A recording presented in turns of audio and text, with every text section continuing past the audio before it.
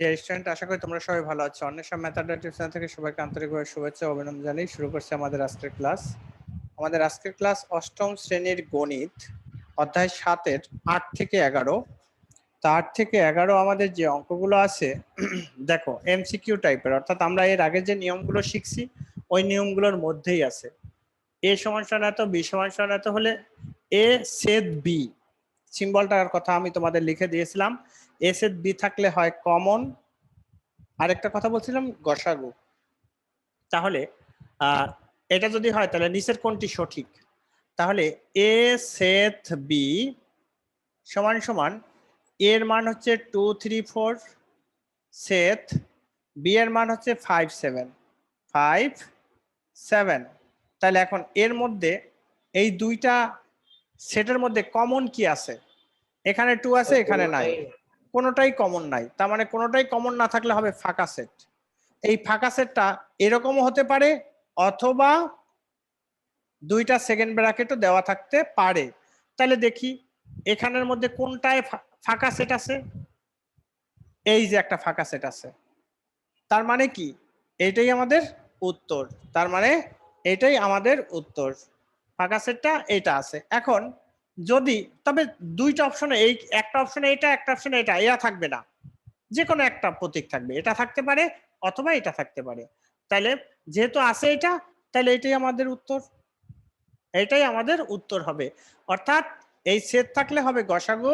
গসাগু কথাটা কেন লিখেছি আমি, যে তোমরা ক্লাস 7-এ গসাগুর অঙ্ক করেছো। গসাগু থাকলে কি হয়? কমন রাশি। গসাগু থাকলে হয় কমন রাশি।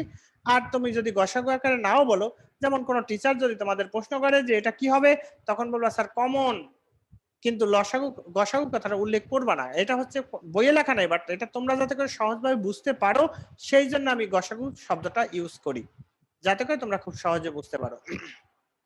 এরপরে 9 number, x such that x জোড় সংখ্যা 4 থেকে বড় 6 থেকে ছোট। তাহলে এখন এই যে 4 5 6, এই 4 থেকে বড় 6 থেকে ছোট মাঝখানের সংখ্যাটা কি? 5। এটা কিন্তু বিজোড়। 5 হচ্ছে বিজোড় সংখ্যা, 5 হলো বিজোড় সংখ্যা। তাহলে বিজোড় সংখ্যা যদি হয়, তাহলে আমাদের এখানে কি কিছু আছে? তালিকা পদ্ধতিতে যখন যাব 5 তো লিখতে পারবো না, কারণ 5 বিজোড়। এখানে বলছে জোড়ের কথা। 4 5 তাও লিখতে পারবো না, কারণ 4 থেকে বড় হইতে হবে, 6 থেকে ছোট হইতে হবে। আবার গ নাম্বার আছে 4 5 6, তার মানে কি সবগুলোর কথা বলছে, সবগুলোও নিতে পারবো না, কারণ আমাদের শর্তের মধ্যে আসে না। ঘ নাম্বারে ফাঁকা সেট আছে, হ্যাঁ, কারণ এই যে 4 আর 5-এর মাঝখানে হলো বিজোড় সংখ্যা, জোড় সংখ্যা তো নাই। না থাকলে তো আমরা শূন্য লিখতে পারবো না, আমরা লিখতে পারবো ফাঁকা সেট। শূন্য লিখতে পারবো না, আমরা দিতে পারবো কি? ফাঁকা সেট। এই জন্য এটার উত্তর হচ্ছে এই ঘ নাম্বারটা। উত্তরটা হচ্ছে ঘ নাম্বার। যদি না বুঝেন তাহলে প্রশ্ন করতে পারেন, আর যারা আমাদের ক্লাস করেন ইউটিউব চ্যানেলে তারা কমেন্ট করবেন।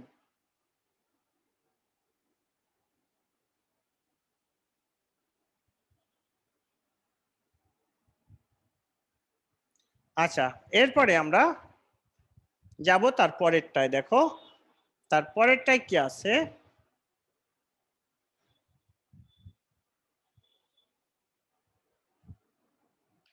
10 নাম্বার। 10 নাম্বারে বলছে পি সমান সমান এত হলে নিচের কোনটি পি এর উপসেট নয়? তাহলে উপসেট আগে বের করো, উপসেটটা আগে বের করো।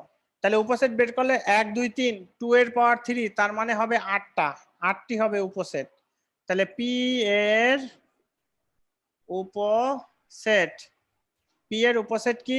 তিনটা রাশি। প্রথমে এক্স একটা একটা দিয়ে তৈরি করো, এক্স একটা, ওয়াই একটা, জেড একটা, তারপরে এক্স ওয়াই, তারপরে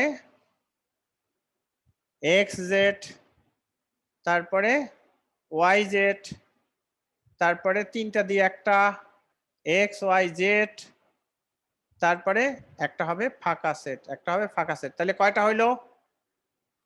1 2 3 4 5 6 7 8। এখন দেখো উপসেট 9, এইগুলোর মধ্যে নাই কোনটা? এক্স ওয়াই আছে, এইটা নাই, ডব্লু নাই, ডাব্লুটা নাই, এটাও আছে এটাও আছে, তার মানে নাই কোনটা? খ নাম্বারটা। এই খ নাম্বারটা হচ্ছে উত্তর, নাই হচ্ছে খ নাম্বারটা। 10 এর গুণনীয়ক সমূহ নিচের কোনটি? 10 এর গুণনীয়ক, গুণনীয়ক যখন বের করবা 10 একে 10, 2 দিয়া 5 দুগুণে 10, তার মানে 10 সমান সমান কত? 1 ইন্টু 10 করলে 10 হয়, 2 ইন্টু 5 করলে 10 হয়। এখন আর কোনো সংখ্যা আছে? তাহলে 10 এর গুণনীয়ক হচ্ছে 1 2 5 10, 1 2 5 10। এখন দেখো তো অপশনগুলোর মধ্যে কি কি আছে। 1 2 5 10 এটা আছে, 1 আর 10 এখানেও একটা, এখানে আছে দুইটা, এখানে আছে একটা, এখানে নাই। তার মানে কি সবগুলো উপাদান কোনটার মধ্যে আছে? এটার মধ্যে আছে, ক নাম্বারের মধ্যে আছে। তার মানে এই উত্তর হচ্ছে আমাদের ক নাম্বার। এইভাবে হচ্ছে গুণনীয়ক গুলো বের করবা। অনেকে ক্যালকুলেটর দিয়ে করে না, এভাবে তুমি যদি করো তখন তুমি বুঝা করলা এবং বুঝতে পারলা, কোনো ভুল হওয়ার কোনো সম্ভাবনা থাকবে না। দেখেন যদি আপনাদের কোনো প্রশ্ন থাকে তাহলে করতে পারেন। বুঝতে পারছি। আচ্ছা, তো ডিয়ার স্টুডেন্ট, আমাদের আজকের লেকচারের 8 থেকে 11 যে অঙ্কগুলো ছিল করে ফেললাম। যদি আমাদের ক্লাসগুলো ভালো লাগে তাহলে অবশ্যই আমাদের চ্যানেলের সাথে থাকবা। অন্বেষা ম্যাথ আড্ডা চ্যানেল থেকে আমি আশিস স্যার আজকে বিদায় নিচ্ছি। দেখা হবে পরবর্তী ক্লাস।